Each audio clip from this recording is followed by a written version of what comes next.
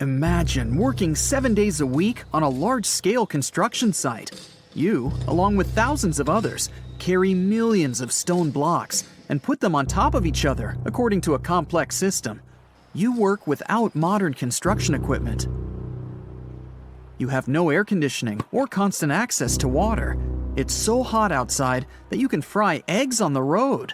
You've been building the pyramid for decades, and now, when it's finally done, you enjoy the result of the colossal work of thousands of people.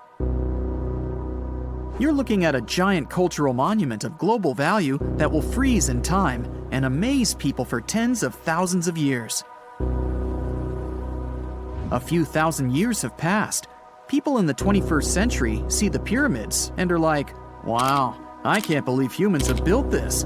Yeah, the people who built the pyramids wouldn't have appreciated such a theory. But actually, there are reasons to believe that people built it using some fantastic technology.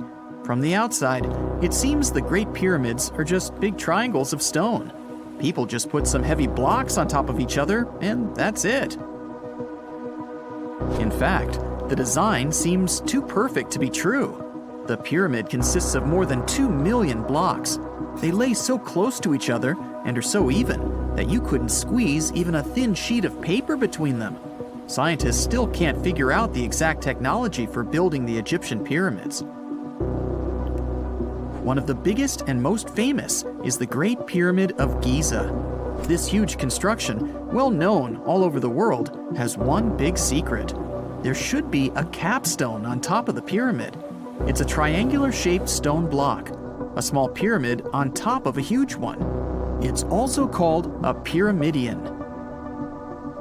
The builders of ancient Egypt made it out of granite and limestone and covered it with gold. No records or old drawings prove that there was a pyramidion at the top of the Great Pyramid of Giza. But there's another ancient Egyptian structure with such a triangle, the Red Pyramid. It was built before the Great One, and its capstone has survived to this day. Archaeologists have found and reconstructed it. But where could the capstone of the Great Pyramid be? It's a mystery that still has no answer. Some are sure that some thieves have stolen it from the top. Maybe they just climbed up and pushed the pyramidion down. It makes perfect sense. The capstone was probably the most valuable element of the pyramid. Many scientists and archaeologists still don't know its exact purpose. Some believe that this peak covered with gold glorified the pharaohs.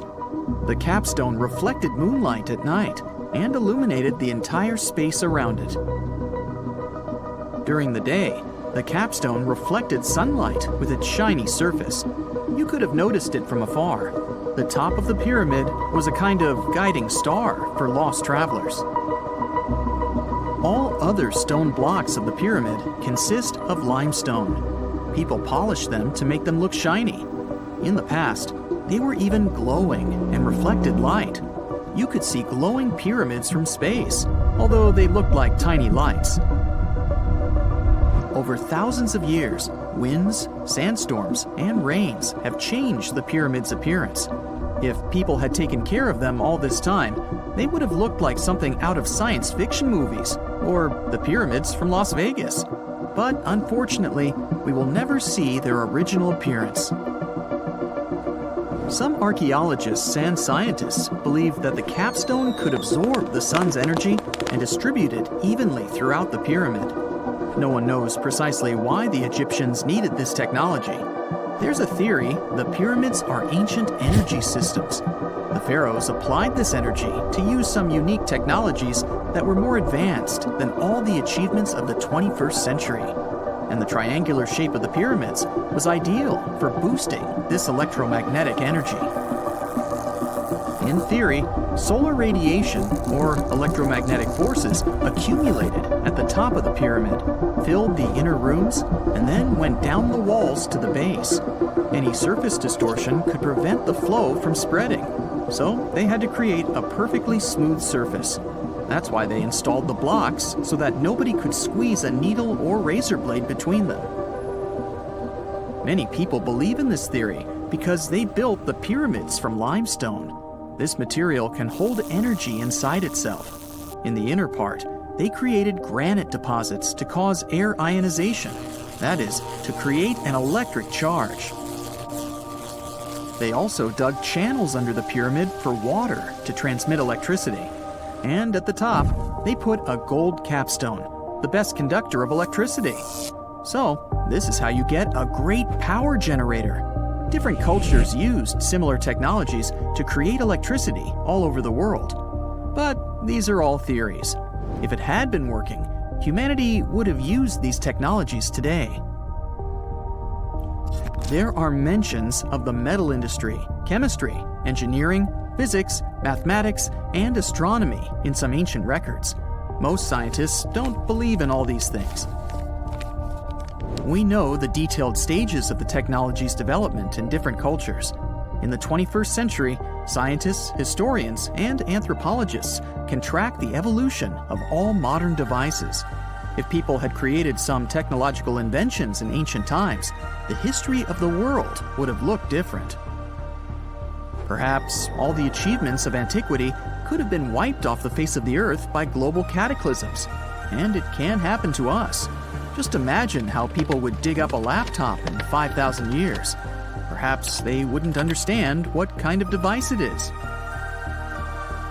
Another Egyptian wonder surrounded by mystery is the statue of the Sphinx. The Egyptians carved it out of a single massive piece of limestone about 4.5 thousand years ago. But scientists still don't know the exact date of its construction or who built it. People painted the Sphinx in different colors, so it looked much brighter and more vivid in the distant past. It was shining just like the Great Pyramids. Anyway, time hasn't only changed its appearance, but its name too. Initially, the Egyptians called it Mekhet. The Greeks renamed it the Sphinx about a few hundred years after it had been built. The Sphinx emphasized the greatness of the rulers of Egypt. It also performed a symbolic function of a watchdog guarding the tomb of the Pharaoh and the paths leading to it. This version sounds realistic, since archaeologists have discovered many secret entrances at the foot of the Sphinx. Perhaps these rooms and intricate tunnels lead to underground halls with treasures. And treasures don't always mean gold and jewelry. According to legends and theories, the Sphinx guards the Hall of Records, the storage of all humankind's knowledge. The information about the ancient mythical state of Atlantis could be there. You can find many detailed maps of the internal dungeons of the Sphinx on the internet. They show structures 12 stories deep under the statue. It looks like a small city filled with gold, scrolls of knowledge, and various ancient artifacts. But don't believe all these maps. These are just theories. Several thousand years have passed, but people have very little information about it. Archaeologists know that there are still many strange and exciting things about the Sphinx that are still undiscovered. Some locals are afraid to research because they believe they can awaken something terrible from the underground depths. Therefore, it's mostly scientists from other countries who conduct the excavations. In 1998, scientists discovered strange tunnels leading to empty rooms under the Sphinx. They realized that some people tried to get there through tunnels in the past, and maybe those people took all the treasures that were there. One of the legends says that some powerful artifact lays beneath the Sphinx. Its technology can change the whole world, but the locals are hiding it because it can damage the planet. Some believe that you can find evidence of unknown technologies painted on the granite walls in the pharaoh's tombs. But most likely, these paintings and signs tell us the myths and legends of ancient Egypt. But what if Egyptian symbols and drawings are detailed instructions for using ancient technologies? What if the locals that lived at that time thought, people in the future won't be able to get energy themselves. Let's leave some detailed instructions for them. Anyway, there are many riddles and theories. In reality, the search for answers is a dangerous undertaking, since it's not easy to get into the underground halls. Excavations can ruin the structure of the entire Sphinx. Any person inside the tunnels may get lost and never be able to find their way back. Besides, it costs a lot of money. Now, what would be awesome is if people could invent some device that could scan underground areas and show their detailed models. In 1850, French scientist Auguste Mariette went to Egypt looking for manuscripts, but accidentally found a head of a sphinx sticking out of the dunes. He cleared the sand and figured out the Sphinx was guiding the entrance to some underground construction. Several months later, he finally entered the Serapium of Sakara. Inside, he found an enormous granite sarcophagi with remnants of 64 bulls. Scientists are still amazed by the tech that the ancient Egyptians used to transport those enormous boxes. The Serapium was built around the year 3000 before the Common Era. It was an underground tomb built to honor the sacred Apis bulls of ancient Egypt. It had a long hallway, almost 500 feet long, with giant stone rooms on both sides. Some of the sarcophagi weighed as much as 50 average cars, and all of them were made with super precision, with exact 90-degree angles. These sarcophagi were beautifully decorated with hieroglyphs and carvings that told stories about the lives and importance of the Apis bulls. Now, there are 24 sarcophagi left. In ancient Egypt, Apis bulls were very special animals connected to the deity Ptah.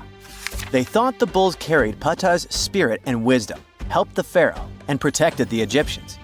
Priests looked for special markings on young bulls to find Apis bulls. It could be a white triangle on its forehead, which symbolized divine light, a shape on its back like a vulture's wing, and a scarab shape under its tongue, which stood for rebirth. If a bull had these signs, they believed it was chosen by Ptah and treated it like royalty.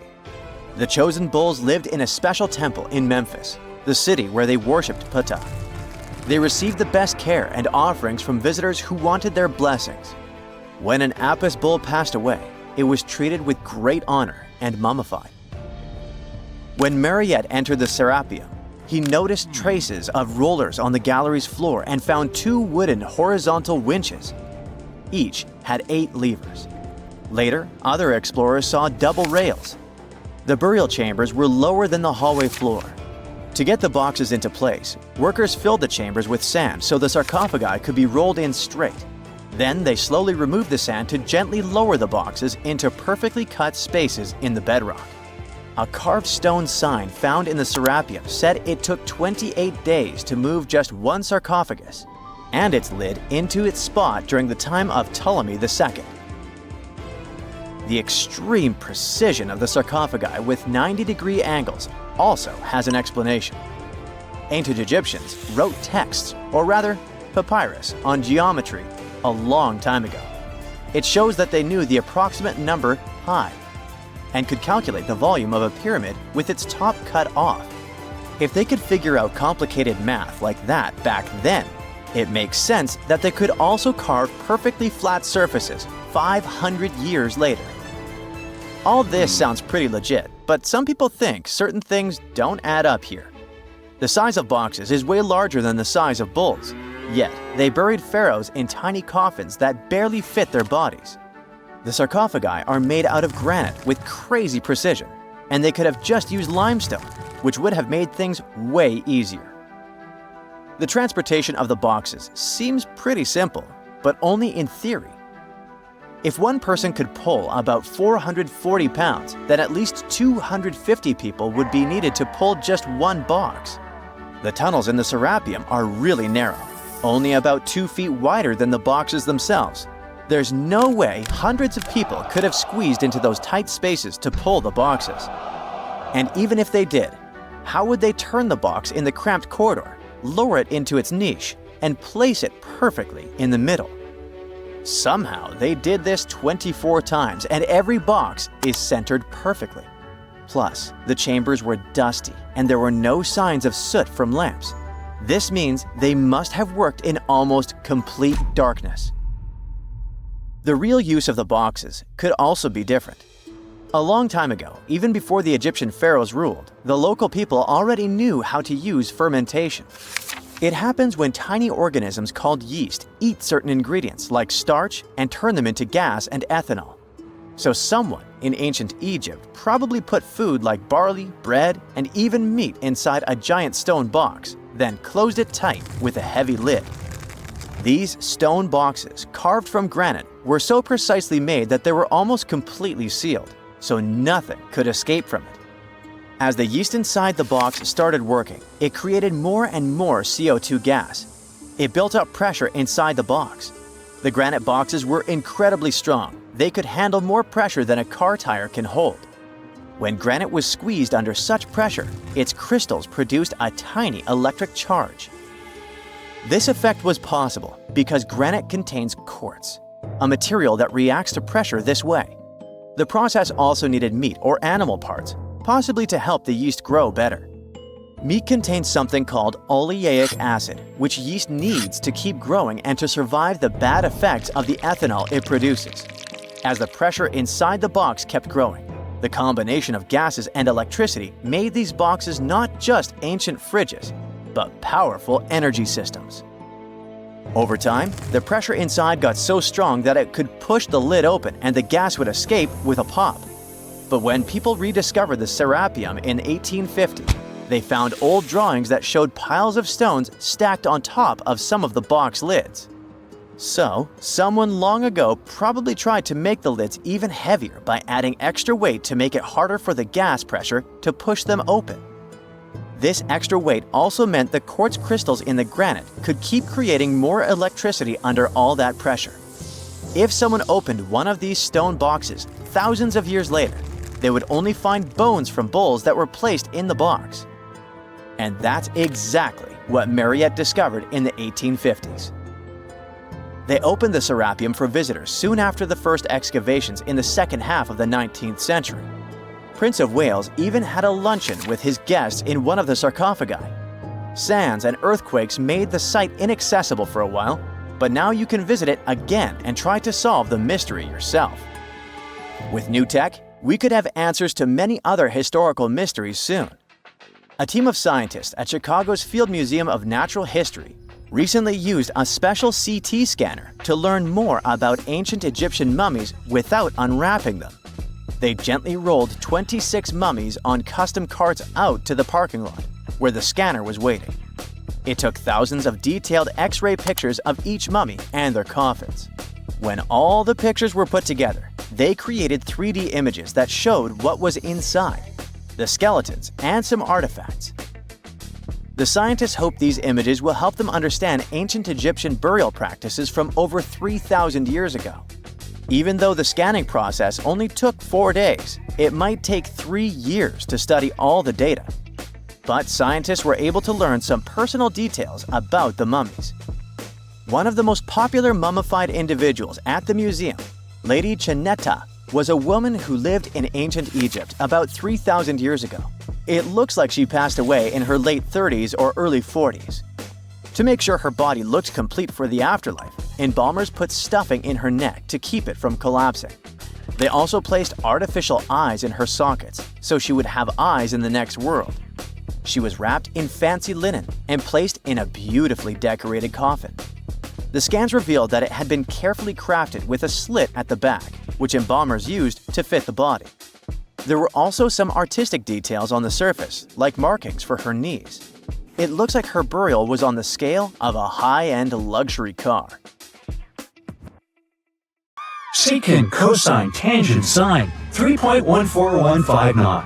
Yeah, that was the cheer we heard coming from the trigonometry club back in the day. For the rest of us in math class, terms such as sine, tangent, and pi were just bewildering. Who invented these and why? Was their only purpose to make it harder for students? Well, not quite. Trigonometry was invented by the ancient Egyptians.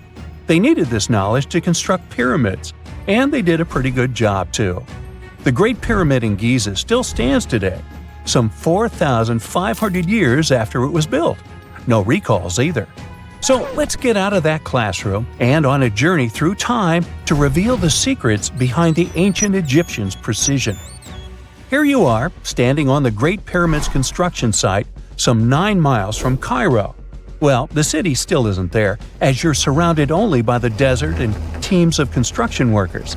They're transporting large stone blocks weighing 2.5 tons each. They're inside a wooden sled that sits on large rollers. A crew of 8 men rolls these blocks along the ground. You immediately think of the rollers on a supermarket cash register. The principle is exactly the same, but the scale is greater, much greater. Scientists estimate that the Egyptians used 2.3 million such blocks in the Great Pyramid alone. And the block in front of you is one of the lighter ones. The heaviest of them weighed up to 15 tons. But where did all these blocks come from? Most of them originated from quarries around Giza. It's not that impressive, you think, but wait until you hear how ancient engineers transported the granite used in construction over 500 miles to the pyramid. There were no railways or highways back then, but the mighty Nile was always there. Researchers even believe that the Egyptians dug a canal to connect the Nile directly to the pyramid's construction site. All they had to do then was to wait for the flood season to begin, and voila! The rising water levels floated the heavy stone blocks for them. But how did they lift the enormous stones on dry land to stack them up to the top? Did they use oversized cranes? Well, ancient Egyptians worked around this problem, literally speaking. One of the workers is now pointing to the giant ramp going around the pyramid they're building. This is how a mountain road zigzags its way to the top. If the ramp went directly to the top of the pyramid, then workers couldn't pull the stone blocks along it. It would be too steep. Scientists have calculated that 8% could be the maximum incline. So ancient Egyptians just extended the ramp around the pyramid. Again, these are all theories, as the ramp could have been inside the pyramid, as some researchers suggest. The exact building method is still a mystery, guarded by the Sphinx. That's its real name, right? Wrong. As the Great Sphinx is just the statue's alias. You know, the name writers take when they want to hide their true identity, or a singer's stage name. The Sphinx's real name, translated from Egyptian, means Horus in the horizon. That was the name for the Egyptian deity of the sky. The trail of mystery doesn't end there. As a man walks past you with a bucket of paint, he's going to add a touch of color to the Great Sphinx. Researchers found specks of this red color next to its ear. That was some strong paint, as it survived for thousands of years. You are now standing straight in front of the Sphinx. You look up. It's very tall, right? 66 feet to be precise. Now resist the urge to take a selfie. You can do it. Now you notice something else. It looks like the Sphinx is in the center of a giant triangle in the back. That's one side of the Great Pyramid. And no, your eyes are not playing tricks on you. The Sphinx really does sit in the center of the pyramid's lateral face. Here's where math comes in handy. A pyramid has 4 sides, called lateral faces. There's also a 5th face, the base, but that's not visible. It's, wait for it, face down. The Sphinx has one last mystery to reveal: its age. Scientists agree that Pharaoh Khafre built the Sphinx. He ruled after his father, who had built a great pyramid nearby. So both structures were finished around the same time. Let's talk about numbers again. You've heard of Cleopatra, the Egyptian princess described as a woman of great beauty. Hello? She saw the pyramids, but she lived closer to the time of the first iPhone than the time of the people who built the pyramids. Fascinating, right? You can see thousands of people around you. They're working hard to build the pharaoh's tomb. But how many of them are there exactly? One Greek philosopher estimated there were as many as 100,000 workers. Seems like an okay number for such an enormous structure, but it can't be true. Science simply can't back up this number. Egyptologists put the total number of workers at 30,000. And yes, Indiana Jones was one of them, at least on the big screen, but he showed up late. Egyptologists know a lot about the pyramids, but not everything. Not because they don't want to, but because they haven't yet dug up enough evidence. They can only guess how the building process went. First, engineers would arrive to choose the right spot and do the necessary measurements. That's why they needed all that complicated math. Then, it's time for sourcing the material, the large stone blocks I mentioned earlier. When boats deliver them to the site of the future pyramid, workers can finally do their thing. They operated in smaller groups, but there were at least 2,000 of them chiseling and carving away at any given time. Sounds like a typical construction site today? Well, that's because it is, just thousands of years ago. It's amazing what ancient Egyptians were able to achieve with just copper and stone tools. The pyramid is now complete in front of you. But is it the same pyramid we see today? Why is this structure shining bright in the desert sun? Isn't it supposed to be a dusty yellow color? Well, no. Human activity and the elements have completely stripped the outer layer of stones over time.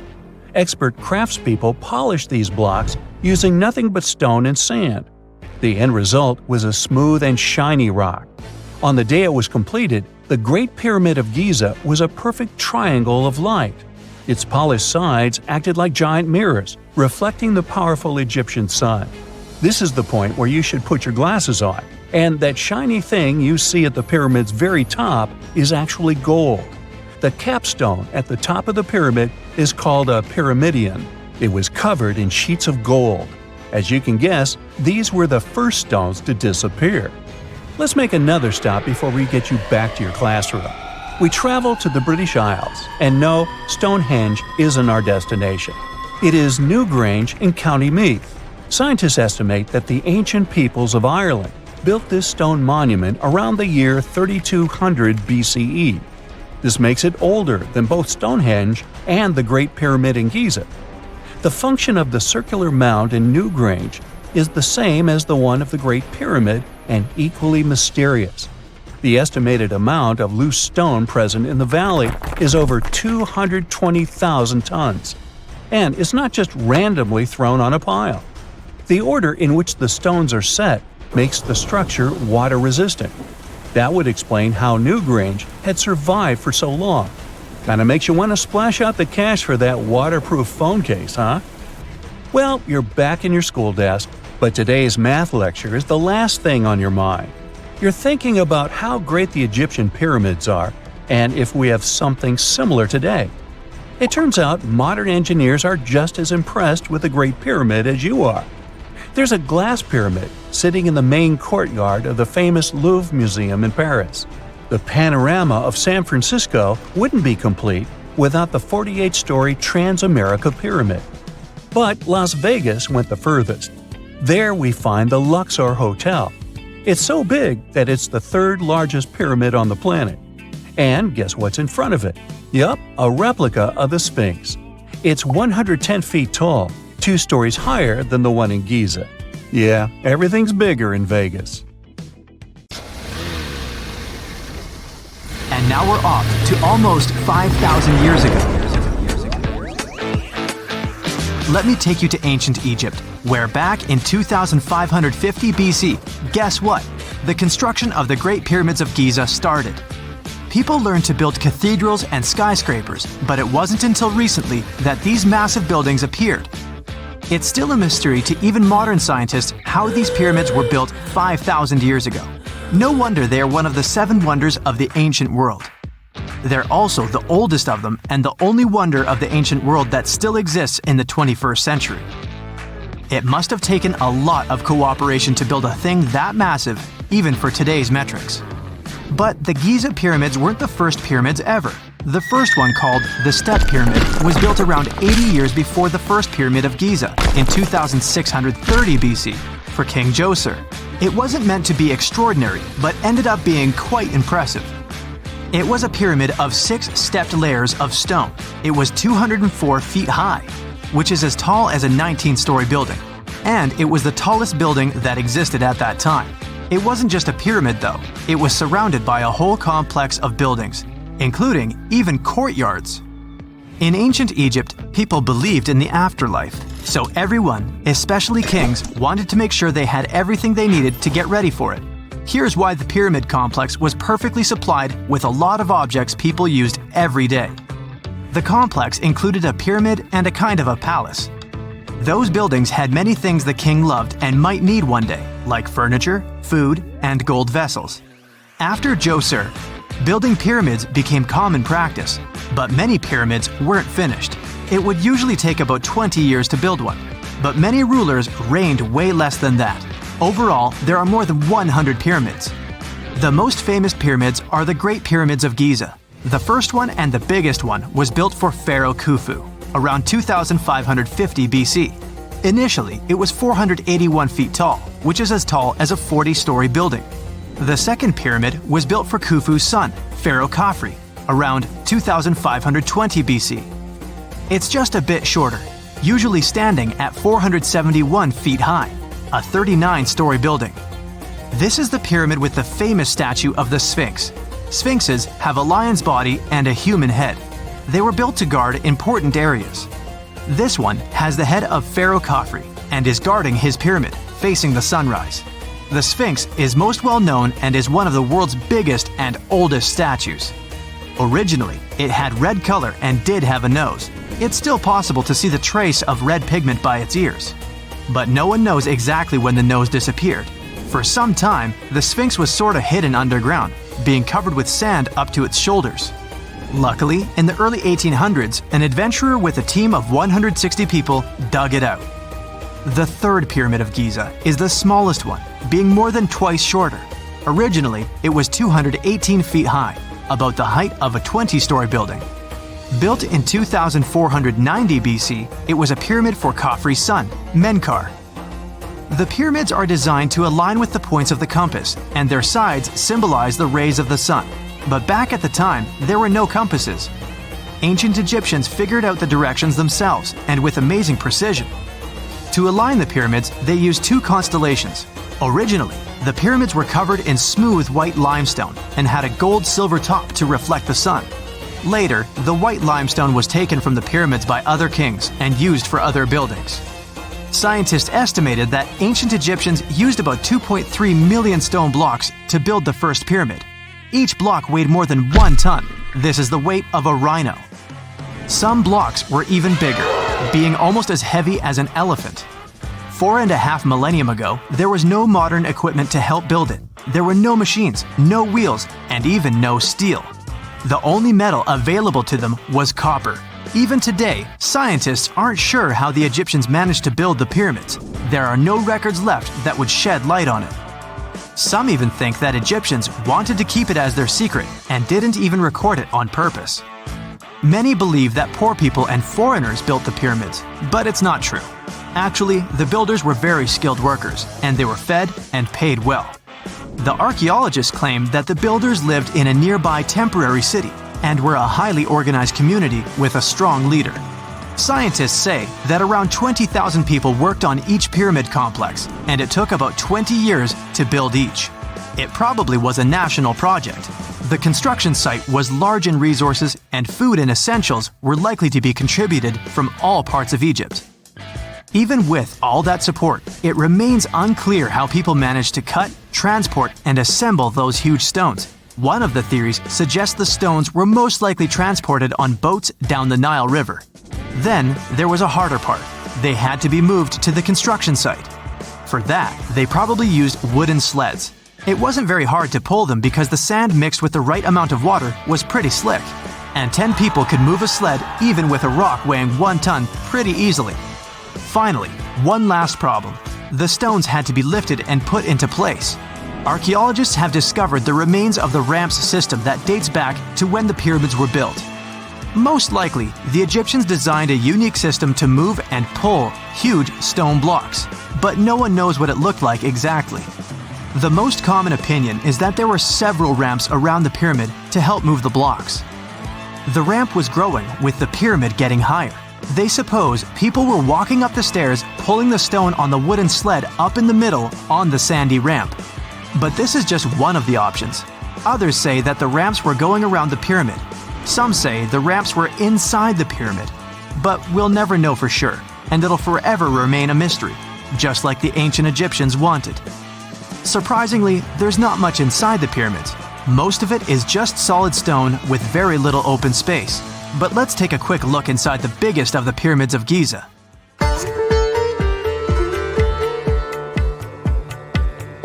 From the entrance, there are 2 stairs, one going down and the other one going up.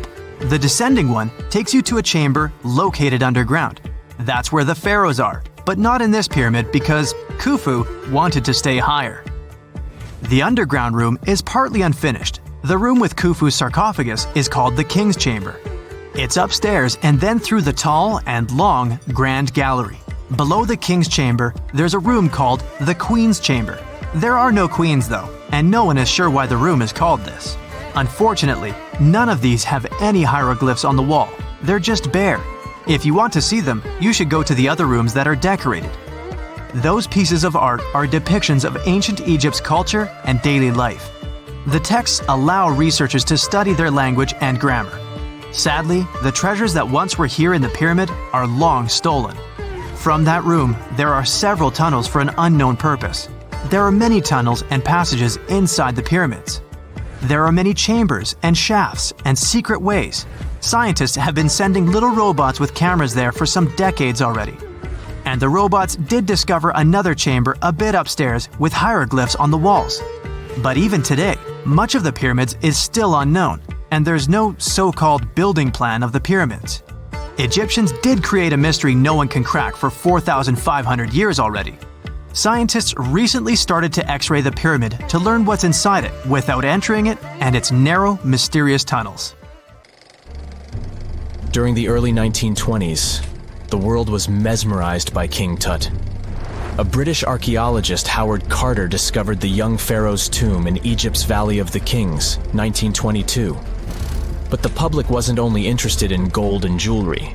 The press wrote about the curse of the pharaohs. But was it true? Was an ancient curse really the reason everyone entering the pyramids lost their lives? At the time, this was the only explanation for a series of unexplained passings. The man present at the opening of King Tut's burial chamber, George Herbert V, Earl of Carnarvon, lived only 5 more months after the discovery. He had also sponsored the dig. In comes Sir Arthur Conan Doyle. You probably know of him, the English writer behind Sherlock Holmes. He claimed that an evil elemental caused the explorer's demise. He must have been joking, right? Unfortunately, no. The newspapers continued to blame the pharaoh's curse after every Egyptologist left this world. These are the scientists who study the ancient cultures of Egypt. The archaeologist who opened King Tutankhamun's tomb passed away full 17 years after the discovery. The reason for it wasn't a secret: Hodgkin's disease. Yet again, journalists around the world wrote of a curse. This was getting ridiculous. But science must have had a rational explanation, right? Well, it did. And that explanation was common mold. Harmful fungi, Aspergillus, can survive for ages in sealed tombs. When humans inhale them, there's a high risk of infection in people who have a weakened immune system. Today, doctors believe this is what happened to the unfortunate explorer more than a century ago. Scientists now know that this type of fungi grows especially well on grain. And King Tut's tomb was full of offerings in the form of baskets full of raw grain and bread. Researchers discovered other varieties of fungi on ancient Egyptian mummies.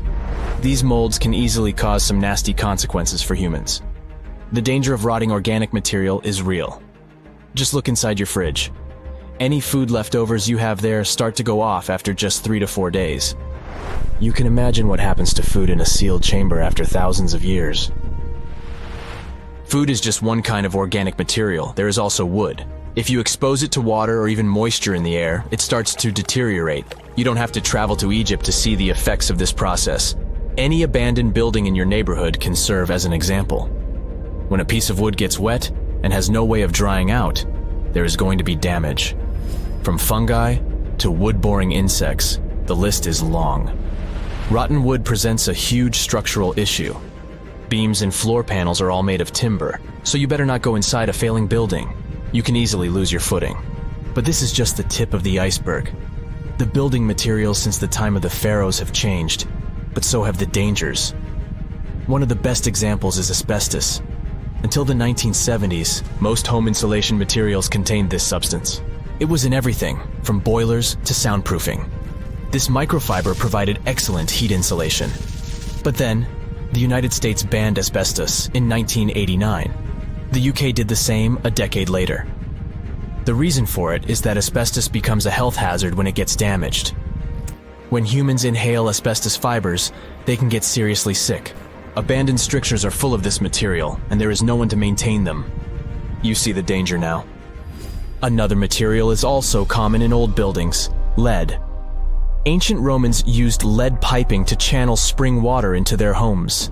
They also cooked in lead vessels, which was probably not the wisest of choices. You see, lead and water don't go well together because of something called corrosion. But this problem isn't ancient. US officials banned lead piping only in 1986. That means that 7% of American households still have lead service lines. And this is not the only source of poisoning. Until the mid-1960s, builders used lead paint to coat woodwork. In abandoned buildings, this lead coating snapped a long time ago.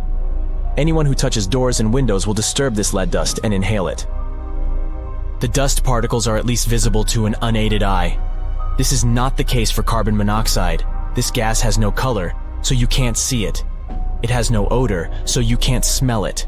No way to detect a carbon monoxide leak at all. And how does this dangerous gas usually escape?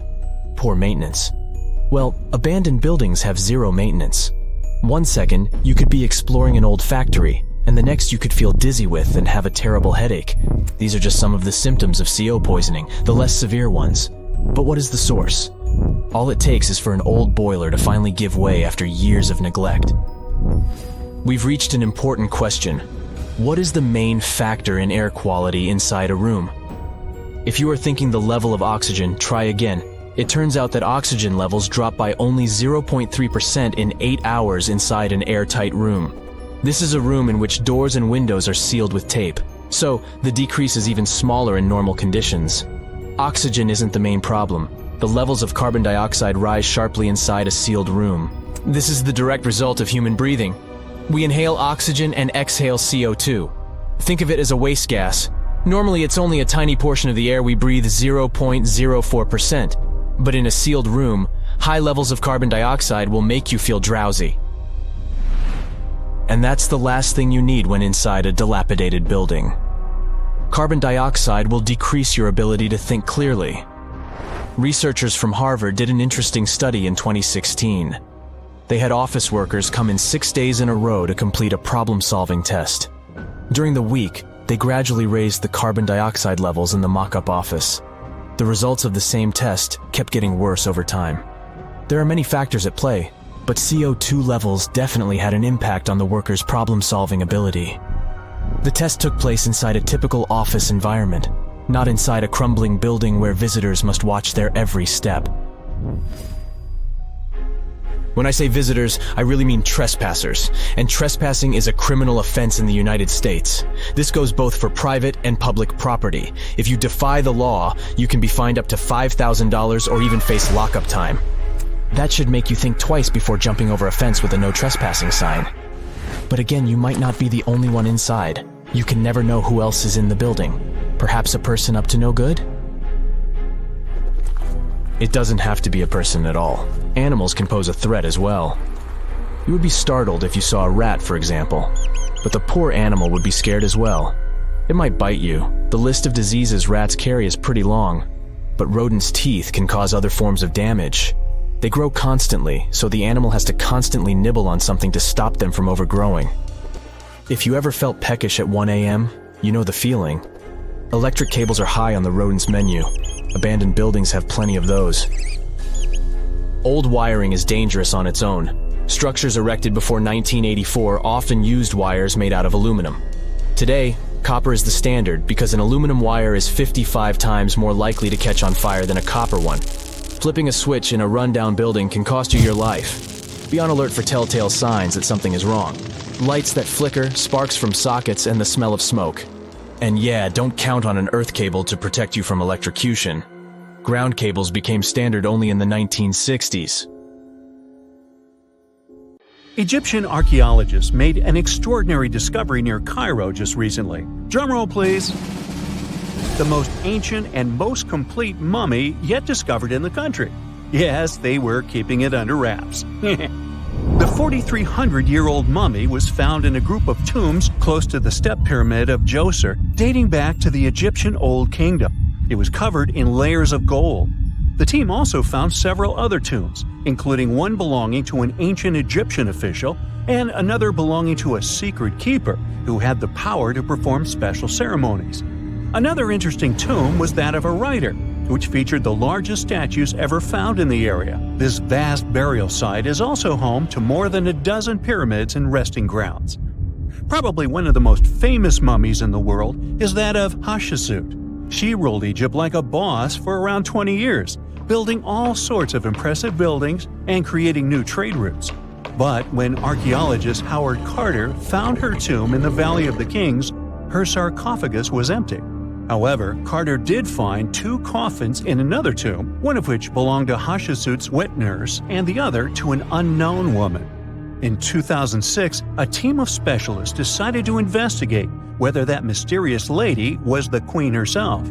They found a molar tooth in a wooden box with Hatshepsut's name on it, and when they compared it to a gap in the mummy's mouth, it was a perfect match. Ramses II was a pretty impressive ruler, but it was his mummy that eventually made history. Now, we don't hear too much about his daddy. Okay, I'll stop. Ramses is considered to be the most powerful pharaoh in all of Egypt, as he reigned for a whopping 6 decades. He also lived to be over 90 years old. Now that's pretty amazing, considering the time he lived in. Ramses II supposedly had over 100 offspring too. Talk about a big family. When he passed away, his body was originally buried in the Valley of the Kings, but some sneaky guys tried to rob his tomb of all his treasures. Officials back in the day weren't having any of that though, so they moved his body to a secret location to keep it safe. Fast forward to the 1800s, and Ramses II's mummy was discovered along with a bunch of other rulers and important officials. But it wasn't in the best condition, so archaeologists flew it to Paris to get it, pampered. Problem was, he couldn't just be transported into another country.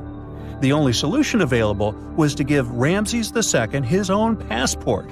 His occupation was listed as king, and the document even featured his photo. Most mummies aren't necessarily known for having the most hydrated skin. But that of an ancient woman, also known as Lady Di, proves otherwise. No, not that Lady Di.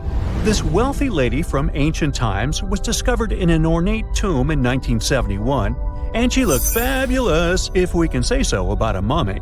Thanks to the special conditions in her tomb, like the moisture in the environment and the lack of oxygen, her body was almost perfectly preserved. Her skin was soft, her hair was on point, and she was still flexible. The museum that now proudly displays her mummy also shows a ton of fancy items that were buried with her, like dinnerware and musical instruments. Archaeologists investigated the mummy further and discovered that she passed away from a heart attack at around 50 years old. Even though it hasn't been around for over 2,000 years, Lady Di is still making history. The mummy of Oetzi, the Iceman, was discovered in the Alps in 1991. Austrian authorities initially thought he was a modern mountaineer because he was so well preserved. Turns out, he was actually from the Copper Age. He was found in a mountain pass over 10,000 feet above sea level. Through studying his mummy, we've learned so much about life in Copper Age Europe. For example, we know that he was a native of Central Europe and enjoyed eating meat. He also suffered from arthritis, narrowing arteries, and intestinal problems. But he likely used acupuncture and medicinal herbs to treat these conditions. And apparently, he was pretty handy with tools. He sharpened them just days before his untimely demise. Who knows if he was expecting trouble or just getting ready for some routine work. Now, King Tut and his story is most likely the one that made all mummies famous. This pharaoh passed away at the young age of 19, more than 3,000 years ago. But his mummy is still one of the most well-known in the world. When his tomb was opened in 1922, people went wild because it was still intact, unlike many other royal tombs. It had some seriously blinged-out coffins, including one made of solid gold. Not only did Tut's tomb give us a glimpse into ancient Egyptian history, but his mummy also taught us a lot about the time he lived in.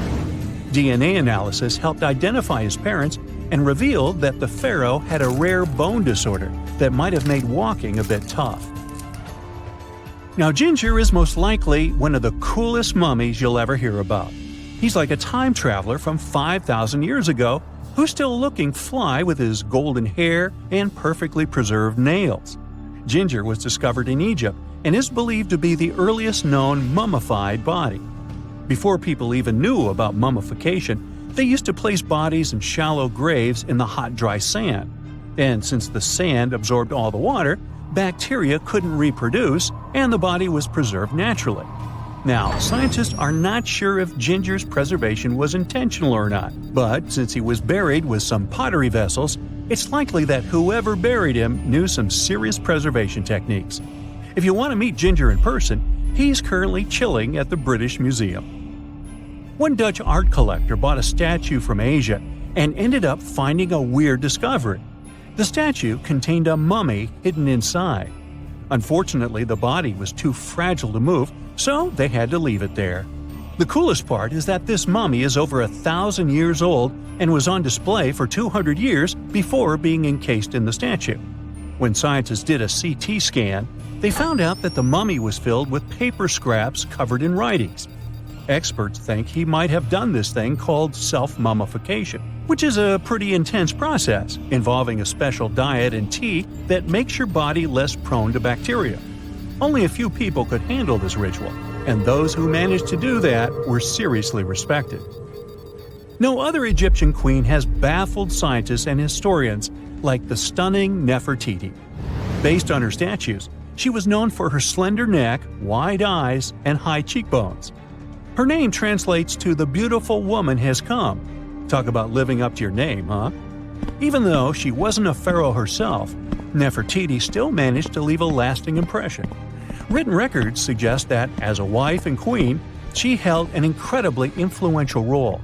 Because of her power, she was indeed admired, but she also managed to make quite a lot of enemies throughout her life.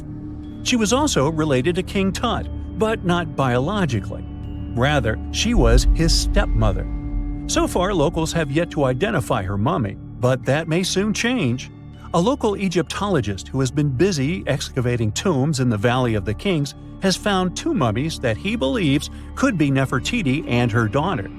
According to specialists, we may soon finally get a definitive answer about the identity of these two mummies. And if one of them does turn out to be Nefertiti, we could be in for a real treat. DNA analysis and CT scans of the mummy could give us the most complete and accurate image of the queen that we've ever seen. It's crazy to think that we've only scratched the surface of what lies beneath modern-day Egypt. Nefertiti ruled during a time of great power and prosperity in Egypt, but unfortunately passed away in a period of social turmoil, leading to her gravesite being lost. Now, where's my mummy? You have heard about Nikola Tesla. You have definitely heard about the Great Pyramids in Egypt. But what if I told you that Tesla may have probably uncovered the ancient mystery surrounding the pyramids? Wait, what? Is this a crossover episode? Nope. It's highly probable that the secrets of the pyramids are hidden in plain sight. But first, let's recap what we know about the pyramids. What's so mysterious about them? I mean, they are just old quirky buildings, aren't they? One of the biggest questions is how they were built. Some people think that the pyramids were created by people using only their hands and muscles. But others think that there might have been some kind of crazy energy source that we don't know about yet. Like, what if aliens helped out or something? Just kidding. But this idea of some unknown energy source being used to build the pyramids has been around for ages. Even in old texts, like the pyramid texts, it talks about how the gods gave us something to build a great power. So maybe there was something really powerful and mysterious going on back then? Who knows? Back in the early 1900s, he got obsessed with the Great Pyramids of Egypt. He read numerous books about these ancient structures and was blown away by how much energy they seemed to have. At that time, not many people knew much about electricity, and Tesla started to wonder if there was some kind of advanced tech hidden in the pyramids. He had an idea that the power of the pyramids had to do with electromagnetism, and he put a lot of time and effort into trying to figure out the mystery. Tesla had some pretty unusual theories about the Great Pyramids. He thought that they could actually store and move electricity, which could then be used to power up the areas around them. He also had this theory that the pyramids were built using some kind of crystal energy. He believed that the chambers inside the pyramids could have these super powerful crystals that could control the electromagnetic fields. But that's not all. Tesla also had this idea that the materials used to make the pyramids had properties that allowed them to trap energy from the sun and the moon. And not just a little bit of energy. He thought that the pyramid could actually create this massive energy field that could light up whole cities or even brighten up dark places. He thought that the pyramids could be used as giant power plants to generate electricity and run machines. Tesla even believed that the pyramids were somehow linked to cosmic energy, which could be used for spiritual enlightenment and healing. How very new age of him. Anyway, Tesla wasn't just pulling these ideas out of thin air. He was seriously into studying everything he could about the pyramids, from ancient artifacts and texts to hieroglyphs and drawings. And he came up with this idea that the pyramids were designed to be energy amplifiers, and some kind of unknown energy source was used during their construction. Some people thought Tesla was eccentric for coming up with these theories, but his ideas have actually had a huge impact on the way we think about the pyramids today. Researchers and scholars have been digging into his theories for years and using them to uncover some of the biggest mysteries surrounding these ancient structures. For example, recently scientists have used theoretical physics to investigate how the Great Pyramid of Egypt would react to certain radio waves. They found out that if the radio waves were a certain length, the pyramid could concentrate the energy inside its rooms and focus it under its base. The scientists did lots of calculations to figure this out. They first thought about what radio wavelengths would work best. Then they made a model of how the pyramid would react to the waves. They figured out how much of the energy from the waves would get absorbed or spread out. Lastly, they checked how the energy would move around inside the pyramid when the waves hit it. To help explain all of this, the scientists used something called multipole analysis. This is when you take a complicated object and break it down into simpler parts. Then you can see how each part interacts with the energy that's coming in. It's like taking apart a puzzle to see how each piece fits together. The researchers are interested in how all of this can be used in the future. They want to make really tiny particles that can do the same thing as the pyramid, but with light. By changing the size, shape, and the material of these particles, they can control how the light moves around them. This can be really useful for things like making tiny sensors or super efficient solar cells. The scientists had to make some guesses when they were doing their research. They assumed that there weren't any hidden spaces inside the pyramid, and that the material used to build it was all the same. But even with these guesses, they still made some pretty impressive discoveries. But the pyramid study is not the only proof that Tesla was ahead of his time. There are more Tesla's projects that seemed unrealistic at the time, but that scientists and enthusiasts reevaluate and try to implement today. Let's talk about Tesla's most ambitious project, the Wardenclyffe Transmission Tower. Back in 1900, Tesla was already a big shot when it came to electrical engineering in America. People were blown away by his amazing inventions and the fact that he managed to outdo Thomas Edison in the Battle of Currents. However, Tesla wasn't content to rest on his laurels. He decided to embark on his most ambitious project yet, the transmission tower at Wardenclyffe. It was built between 1901 and 1905, and it was based on one of Tesla's breakthrough ideas. He had a vision to make the impossible possible by creating a global wireless communication system. It would use Earth itself as a conductor, transmitting music, news, stock market reports, secured military communications, and even facsimile images. Does it sound familiar? Right, it sounds just like the internet that we use today, only without the use of any wires. But Tesla had a much bigger dream in mind, to transmit power wirelessly. He already proved that high-frequency signals could be sent without any wires using his Tesla coil transformers, and this sparked his obsession with wireless energy transmission. His vision was to not only transform the way we communicate, but also to find a way to transfer power currents globally by tapping into the Earth's natural energy. Tesla believed that there was an abundance of free energy all around us that could be used for humanity's benefit. In 1899, he conducted some top-secret experiments and got convinced that it was possible to transmit electrical power through the Earth's upper atmosphere. This is actually how the Wardenclyffe Tower was created. It was supposed to be the prototype station for a network of towers all over the globe that would provide the whole world with wireless energy. Unfortunately, Tesla didn't have the resources or the patience of his investors to bring this project to fruition.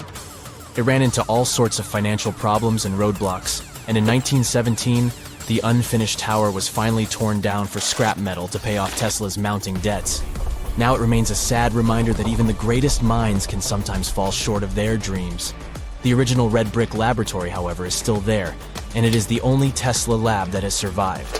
Fun fact, in 2017, a film crew made a crazy discovery. They used ground-penetrating radar to explore the area around Wardenclyffe, and they found a whole series of tunnels stretching for hundreds of feet underneath the site. Nobody knows exactly what these tunnels were used for, but people have been speculating for years that they were part of Tesla's grand plan. Wardenclyffe, of course, is a major landmark for Tesla enthusiasts from all over the world. Who knows? Maybe someone will finally crack the mystery of the tunnels one day. But even if they don't, the legacy of Tesla and his amazing ideas lives on. Whenever you hear about ancient ruins, you almost never picture them being suspended somewhere, or just randomly hanging on the branch of a tree, right? In fact, for most of the ancient artifacts we have exposed in museums all over the world, archaeologists did quite an impressive amount of digging. You see, buildings have this funny way of fading away over time if not properly taken care of. Sometimes we need to reuse some building materials, so an older construction may be sacrificed in the process. Other times, houses are abandoned, and once they are exposed to the elements on the surface, like rain or sunlight, they don't really stand a chance. Some just simply crumble away due to good old erosion. So the only way a piece of architecture can survive the test of time is if it's somehow gotten buried deep down. Now, how did they end up buried in the first place? Well, it's quite the comedy of errors. Ancient cities had a habit of gradually raising their ground level like a kid adding toppings to their ice cream sundae. You see, these settlements were always busy collecting food and building materials to keep up with their ever-growing population. But hey, who has time to deal with waste and rubbish? It wasn't exactly high on their to-do list back in the day. So when it came to building new houses, ancient civilizations found it much easier to save their sweat and tears by piling up the rubble and constructing right on top. But that's not all. Rivers would also occasionally flood and deposit a layer of sediment on the city floors, further encapsulating those ancient constructions.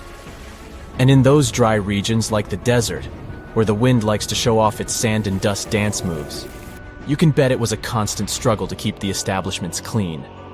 One hilarious example is the Sphinx, which had its head buried in sand until a group of archaeologists unearthed it in 1817. Some ancient towns eventually got covered up because they were completely abandoned. With less human activity to control their expansion, plant seeds couldn't resist the opportunity and sprouted all over the place.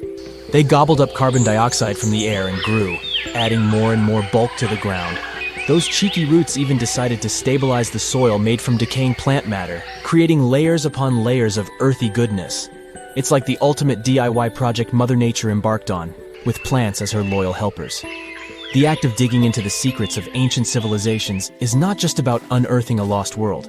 It's also an epic quest to reveal the hidden treasures beneath layers of history. But how do archaeologists know where to dig in the first place? If everything is covered in layers upon layers of sediments, debris, and plant roots, they must have some sort of system they rely on before embarking on a new project, right? For starters, they're not always the ones suggesting an archaeological dig in a certain location. Let me explain. Let's say you're a contractor and you want to build a new fancy apartment complex in your city. Some local legislations have certain requirements before your project can start, though. For instance, before anyone starts building on a piece of land, they might need to bring in specialists to check the soil. These clever folks can be archaeologists, geologists, or paleontologists, and they need to keep an eye on things during development. If any artifacts or ecofacts, fancy word for organic remnants, are discovered, these experts swoop in to excavate and study them. But what about sites that have nothing to do with bulldozers and yellow hats? Archaeologists have more than one trick up their sleeves when it comes to locating ancient hotspots. They dive deep into historic records with a healthy dose of detective work. By sniffing out old documents and maps, they can piece together the puzzle of human activity in a specific area. If a site has been visited before, it's even better. Finding records of past excavations or historical accounts can give archaeologists lots of information on where to continue their treasure hunt. Before archaeologists start swinging their shovels, they engage in a bit of a visual scan mission. Armed with a grid system, they'll stroll around the site, keeping their eyes peeled for any artifacts that might be hiding just beneath the Earth's upper layer. From groundstone tools to historic glass and even ancient garbage dumps, yes, they're also valuable. These keen-eyed explorers can spot signs of human activity faster than most people. If they stumble upon midden soil, fancy term for a garbage dump, they know for sure that humans once called this place home. Archaeologists don't just rely on their trusty shovels, though. They have an arsenal of gadgets to aid in their search for hidden wonders. Geophysical tools are like their secret weapons. Take the resistivity meter, for example.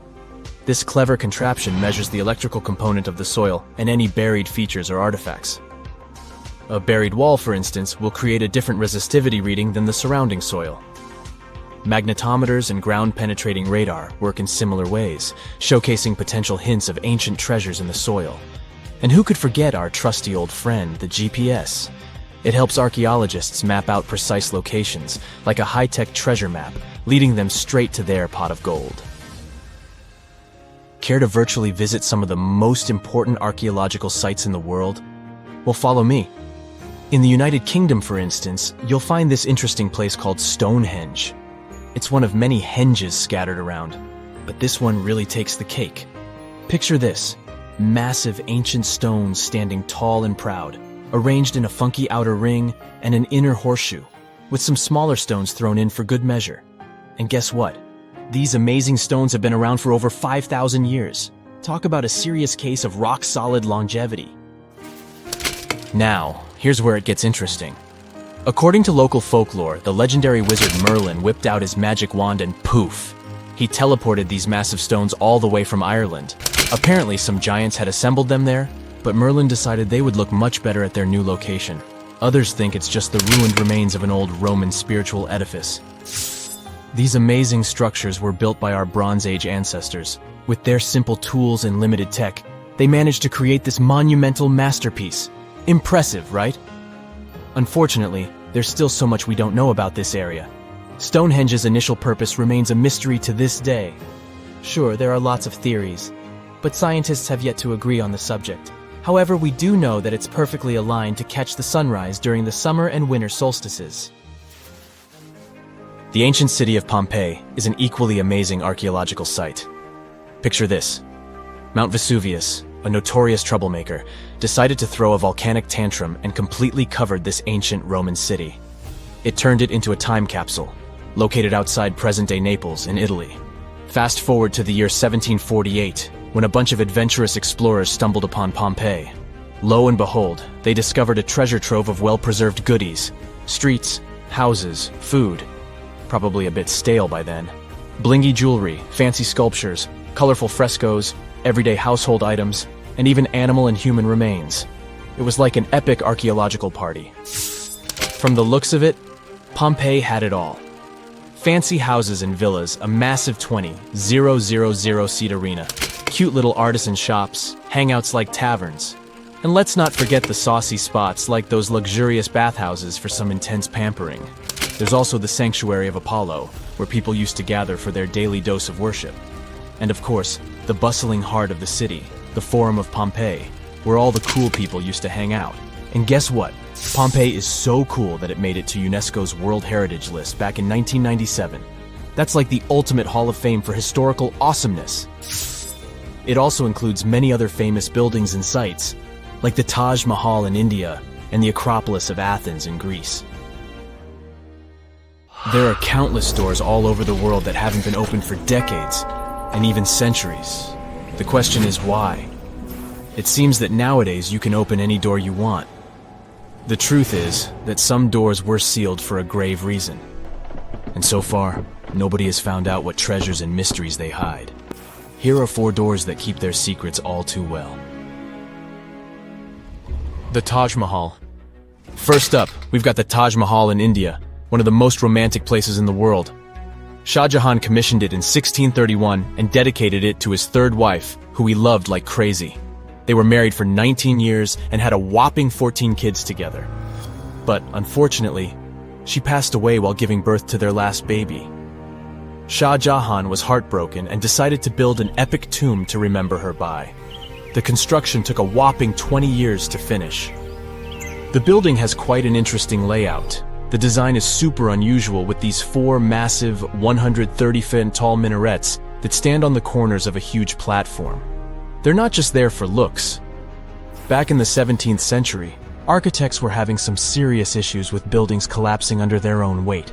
So, the chief architect of the Taj Mahal made sure to place those minarets as far away from the tomb as possible. And he even tilted them in a way so that if they did fall, they wouldn't wreck the rest of the Taj Mahal. Talk about planning ahead. The Taj Mahal is hiding some crazy secrets. There are sealed rooms all over the place that nobody is allowed to enter. And if you check out photos of the building from the riverside, you can spot 2 basements. But guess what? They're sealed up too. Nobody knows what's inside or why they've been locked up since the time of Shah Jahan.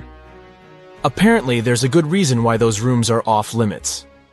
Some researchers think that they were built using marble, which turns into a different substance called calcium carbonate if it's exposed to carbon dioxide.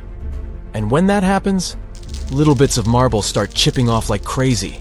To make matters worse, there's no air flowing into these rooms. That means that if too much CO2 builds up in the basement, the 4 minarets could collapse. But wait, there's more. Some people think that the body of Shah Jahan's wife can be found in one of these sealed-up rooms in pristine condition. Why not? Who knows what the mysterious rooms might keep? The Great Sphinx of Giza. The Great Sphinx of Giza is shrouded in mystery. It's not just the largest monolith statue in the world, but it's also a hybrid creature with a woman's head and a lion's body that originates from Egyptian and Greek mythology. It's also very ancient. It's estimated to be around 4,500 years old. The construction of this marvel took about 3 years and required 100 workers who were not slaves and were treated with delicacies like sheep and goat meat. It is also thought that it used to be much more massive than it is now. Archaeologists found huge stone blocks and abandoned toolkits near the site. However, the real secrets of the Sphinx lie underground, near its paws. A group of scientists used a seismograph to detect 2 hidden chambers beneath the Sphinx's paws.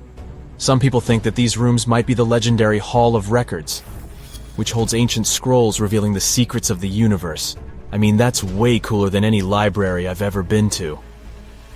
Rumor has it that the Egyptians even had info on Atlantis stashed down there, which is like a super old version of a conspiracy theory. Unfortunately, we can't go on an adventure to check it out just yet. The chambers presumably have 2 entrances, but both remain sealed. The researchers haven't yet received the green light to check out their theory. Let's hope they won't keep us in suspense forever. Sri Padmanabhaswamy Temple. This temple is located in the beautiful state of Kerala in India. This temple is famous for more than just its breathtaking beauty. Underneath the temple there are 6 vaults, creatively named A, B, C, D, E, and F. The enormous iron doors to these chambers add to the mystery of what's behind them. A few years back, the authorities decided to open these vaults to the world, but it wasn't an easy task. You can't just open the doors and enter the vaults. It required a lot of work. It took them a while, but finally, in 2011, they opened 5 of the 6 chambers. And guess what they found? Tons of treasure. Bags of gold, precious gemstones, and priceless diamond jewelry. The estimated worth of everything found in the vaults is a whopping $1 trillion. It's like the temple was the real-life inspiration for Aladdin's Cave of Wonders. But wait, I said 5 of the 6. What happened to the last one? Vault B has remained closed, but not for lack of trying. They simply didn't manage to open it. There is even a belief that it's fatally cursed. Legend says that only a saint or sage can break the curse by chanting a specific mantra. But no one has been able to do this yet, presumably because we don't have saints or sages at our disposal. There is also rumor that in the 30s some temple invaders tried to enter Vault B to do some good old looting. But they never reached their target. Apparently terrible snakes materialized out of nowhere, and chased the gang away. But of course, this is just an urban legend, and there is not proof of that. However, it is said that the Auditor General dealing with the temple claimed that Vault B had been opened at least 7 times since 1990, and nothing bad happened to anyone who entered. Who knows? Maybe we should send Indiana Jones to check it out. The First Emperor's Tomb. Deep under a hill, completely undisturbed and surrounded by dangerous traps, lies an ancient 2,000-year-old tomb. It belongs to Qin Shi Huang, the first emperor of China. He was born in the Qin state and became king when he was just a boy.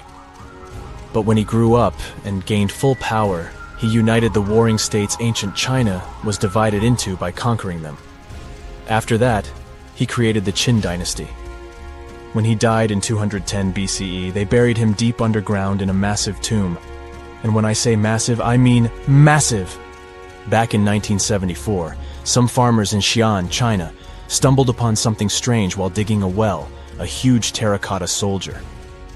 This discovery led to an extensive archaeological dig that has continued for over 40 years, revealing a collection of thousands of clay soldiers. The unique thing about these soldiers is that each one has its own unique features, from hairstyles to facial expressions. It's believed that there could be up to 8,000 of these soldiers, but only 2,000 have been found so far. Interestingly, the central tomb, which is believed to be the resting place of the emperor, is still untouched. In ancient records, there are references to a vast underground city that the emperor built, complete with scenic towers, palaces, and whatnot.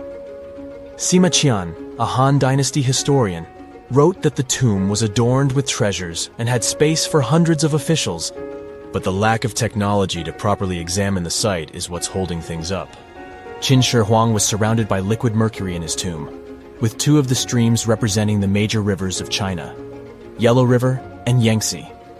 The ancient Chinese believed that mercury could provide immortality, but it could have also caused the emperor's death since he regularly took mercury pills to prolong his life.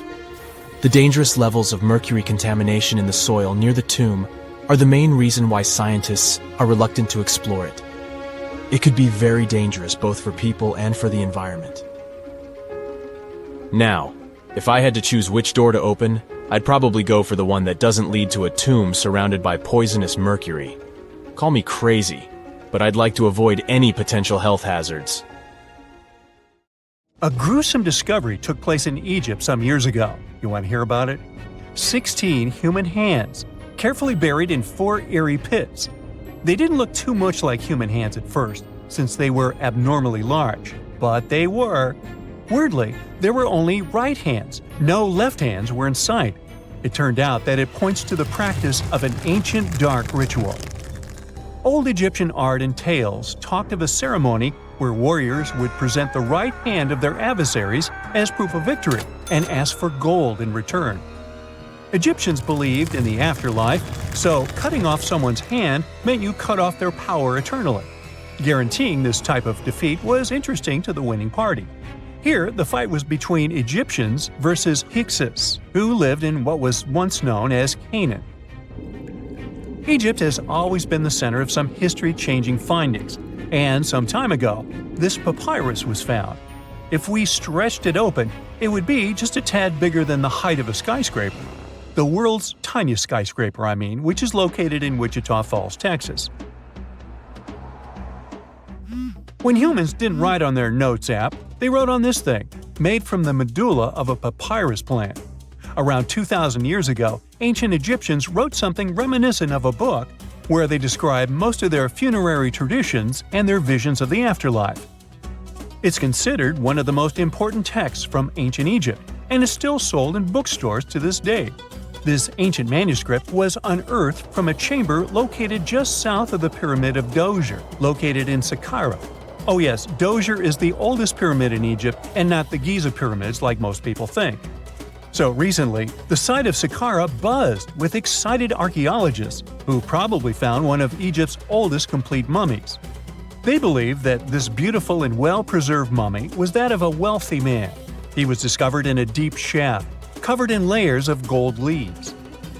There are many symbols that show he was an important and wealthy man, like the band he wore on his head, the bracelet on his chest, and the fact that he was embalmed with a tunic, which was reserved for Egypt's finest. The most exciting part of the entire discovery was finding the resting place sealed with mortar, just as the ancient Egyptians had left it 4,300 years ago. Now this may sound weird, but back in 2008, archaeologists discovered a missing pyramid. Now it went missing because it deteriorated over the span of 4,000 years. Today, you can only see its base. It was a pretty important site back in ancient times. It is said that around the area of the pyramid, the ancients hosted a special type of ceremony where high priests would carry mummified remains of sacred bulls. Now here's a fun fact. Ancient Egyptians believed that Apis bulls were earthly incarnations of the city deity of Memphis and was connected to rites of fertility. It wasn't just any Apis bull, though. They needed to be all black, with a single white mark between its horns and a bunch of very specific characteristics. They were selected by the local priests and honored until they passed away. After that, they were mummified and buried in underground galleries. Meanwhile, this missing pyramid sort of disappeared around the 1800s. It was a German archaeologist who first found it in the village of Sakara. He called it the Headless Pyramid when he first found it. But then, years after the official discovery, the desert sand came along and covered the whole thing. There were some excavations between the 19th and 20th centuries, but they weren't too systematic. That's why scientists were so thrilled when they dug an entire pyramid's base after removing the 25-foot mound of sand that was covering it. Oh, and it turns out American archaeologists are excavating a cemetery in Egypt that could contain over 1 million mummified bodies. So far, archaeologists have dug around 1,700 mummies. One of the main differences from other classic Egyptian mummies is that these people weren't kings and pharaohs. They were commoners that most likely lived about 1,500 years ago, when Egypt was controlled by the Roman and Byzantine empires. The name of the cemetery is cool, though, the Way of the Water Buffalo, just in case you want to check it out on your next trip. Other than bulls and buffaloes, ancient Egyptians also liked baboons. Are you seeing a pattern here? In the beginning of the 20th century, archaeologists discovered a site filled with mummified baboons in a place called, guess what? The Valley of Monkeys. An animal wouldn't have been mummified if it wasn't considered important. Certain animals were more important than others, since they were linked to specific deities. Jackals were connected to Anubis, the ancient god of the afterlife, and cats were likened to the female deity Bastet. Baboons were a pretty big deal, since they were believed to be connected to Thoth, the deity of wisdom and advisor to Ra, one of Egypt's supreme deities. The archaeologists who studied these animals weren't too happy. They think these baboons were kept inside and were deprived of sunlight for most of their lives. They had extreme vitamin D deficiencies and they were poorly fed. Maybe Thoth got angry with these baboon keepers. Just a guess. Since there's never a boring day for archaeologists in Egypt, they also found human mummies with golden tongues. Since Egyptians were all about the afterlife, they believed that golden tongues might help a person speak once they pass to the other side. I mean, it's a long shot, but hey, why not? Some of these mummies were placed in wooden coffins with goods, such as necklaces, pottery, golden artifacts in the shape of lotus flowers and scarab beetles, and iPhones. Just kidding. A new temple was also unearthed recently in Egypt. Scientists believe it was dedicated to honor Zeus Cassios. That deity would be a cross between Zeus, the almighty Greek deity of the sky, and Mount Cassios. While digging around the Sinai Peninsula in Egypt, archaeologists spotted 2 pink granite columns poking out of the ground, and bingo. They believe these columns represented the temple's front gate and collapsed during an earthquake many years ago. And speaking of deities, there weren't only super serious deities. Recently, scientists unearthed a golden ring in a city south of Cairo. No, Frodo, it's not magical. It was a normal gold ring, but it had the depiction of the deity of fun, officially named Bes. This deity is often described in sacred texts as a happy chubby dwarf. Today, many tattoos we get are sorta deprived of any sense and are made of aesthetic purposes only. In ancient Egypt, though, women would get tattoos as a token of protection for childbirth. That's what scientists think, at least.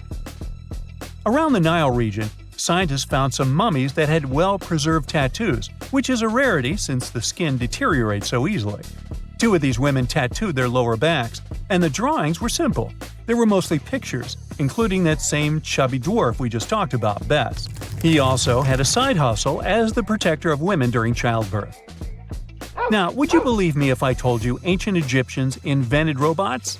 No? Well, that's because that's not entirely true.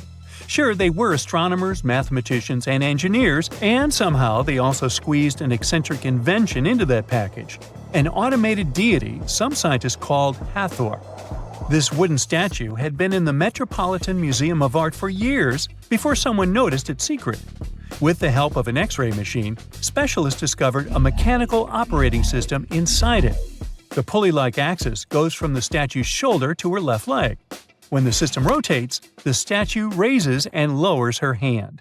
Hey, pick me! Pick me! I got my hand up!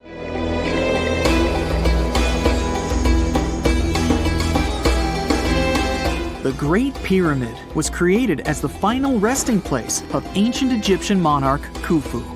According to legend, French leader Napoleon entered the Great Pyramid and came back out looking shaken and super pale. He never revealed what he saw inside, but whatever it was is said to have affected him for the rest of his life. When Napoleon entered the pyramid, he would have walked through a super tight and ascending passageway. He'd then go through another passageway, known as the Great Chamber. This corridor would have been much taller than the previous one, and would have cobbles too. He'd then reach the King's Chamber, the centerpiece of the Great Pyramid, which was lined with huge blocks of granite. But it wouldn't have looked as grand as we might imagine. There are no hieroglyphics decorating its walls, as Egyptians only began decorating the burial chambers of pyramids much later on. The pharaoh's tombs deep inside the pyramid would have also been filled with treasures, from chunks of gold to the world's most expensive jewelry. But this would have all been looted a long time ago. The only thing that probably would have been left in there would have been a huge sarcophagus, which would have once contained the king's mummy. He'd also have to walk past the queen's chamber. This room most likely didn't hold any queens though, as pyramids were usually only built for one person. There are mysterious tunnels leading from here. To this day, no one is really sure what they're there for. And that's not the only mysterious and creepy thing Napoleon may have encountered, as stories of pharaohs leaving ancient curses on pyramids go way back. Many pyramids had warnings written on the outside, telling of horrifying things that would happen to those who entered and disturbed the peace. We might not know what exactly Napoleon found in the Great Pyramid that scared him so much, but we know for sure what was found in Tutankhamun's tomb. Tutankhamun was an ancient Egyptian pharaoh who was only 8 or 9 years old when he took to the throne. He became a cultural phenomenon when his tomb was discovered almost completely intact in 1922. His pyramid sits in the Valley of Kings in Thebes, modern Luxor, which is in Egypt. Unlike the Great Pyramid, Tutankhamun's tomb was covered in beautiful wall decorations. The walls told the story of how he would travel to the afterlife through the underworld. Egyptians believed all people would have to take this journey, so they would fill their tombs with objects and paintings to help them get there. There'd also be spells painted on the walls. They believed this would help people pass over to the next realm. The journey would be pretty long, and for that reason, the ancient Egyptians would also fill the pyramids with food. Tutankhamun's pyramid was filled with 8 fruit baskets. They even found something called gingerbread fruit in there. The rooms were jam-packed with furniture, statues, clothes, and staffs, amongst a whole bunch of other things. You'd likely find a lot of clothes and expensive jewelry in the pyramids as well. The ancient Egyptians wanted their ancestors to travel in style to the afterlife. They put Tutankhamun in his final resting place with over 50 pieces of clothing, all of the highest quality. There were tunics, scarves, gloves, and headdresses, and a ton of jewelry. Bracelets, pendants, necklaces, rings, and scarabs for protection were all found inside. Each of them was made of gold or precious stones. There were also fans made of ostrich feathers to keep the old pharaoh cool in the hot Egyptian sun. But the temperature inside the pyramids never actually went above 68 degrees Fahrenheit. The ancient Egyptians developed a super cool air conditioning system that we don't fully understand even today. Tutankhamun's pyramid also contained 130 walking sticks made from ebony, ivory, silver, and gold to help him on his journey. There were 3 chariots hidden away in case he got tired of all the walking. They also put 11 boat paddles inside, but there was no sign of any boat. The pyramids would be littered with the pharaoh's favorite scents and perfumes. During the excavation of Tutankhamun's pyramid, it quickly became clear that it had been robbed during ancient times. There was damage to doors and traces of oils left in empty jars. It looks like someone raided the pyramid for gold and the scents, perfumes, and oils that had been left for King Tut. There was still a bit of perfume, which was made from coconut oil and frankincense, left in one bottle. It seems like Pharaoh Tutankhamun loved board games. There was an ivory traveling set of senet in his pyramid. Although we don't know for sure exactly how to play it, we have figured out it was sort of an ancient Egyptian version of backgammon. It looks like it was a 2-player game where the goal was to knock your opponent off the board. Not really sure who Tutankhamun's mummy was supposed to play with, though. The ancient Egyptians had some rituals that may seem pretty strange to us. For example, they used to shave their eyebrows off if they ever lost a cat. So it's not too surprising they put some really weird things inside pyramids. Archaeologists discovered a collection of mummified cats and scarab beetles in pyramids that date back more than 4,000 years. They were found in the pyramids of Sakara, which is south of Cairo. They also found a bunch of makeup kits and mirrors inside. Makeup was worn proudly by both men and women in ancient Egyptian times. Eyeliner was the most popular cosmetic. The Rosetta Stone was one of the best discoveries ever made in pyramids. It was found by our man Napoleon Bonaparte and his team. It's a black granite rock that dates back to 196 BCE. It's transcribed in Greek, Demotic, and hieroglyphic. When it was translated in 1822, we got the key to understanding ancient Egyptian hieroglyphics for the very first time. The discovery of Queen Hatshepsut's mummy in 1903 changed our understanding of the Egyptians forever. After she had passed away, her successor, Thutmose III, removed most of the evidence of her reign, so we basically knew nothing about Egypt's first great female leader. She's now gone on to become one of the few and most famous female pharaohs of Egypt. Pharaoh Khufu even had a fully fledged boat in his pyramid. Archaeologists uncovered more than 1,200 pieces of a giant boat near the Great Pyramid at Giza. They reassembled the boat, and it's a whopping 144 feet long. It's most likely a solar boat, which was designed to carry the resurrected king with the deity Ra. Fun fact, the Pyramid of Giza is the last remaining of the 7 wonders of the ancient world. The other 6 are the Hanging Gardens, the Colossus, the Temple of Artemis, the Mausoleum, the Lighthouse, and the Statue of Zeus.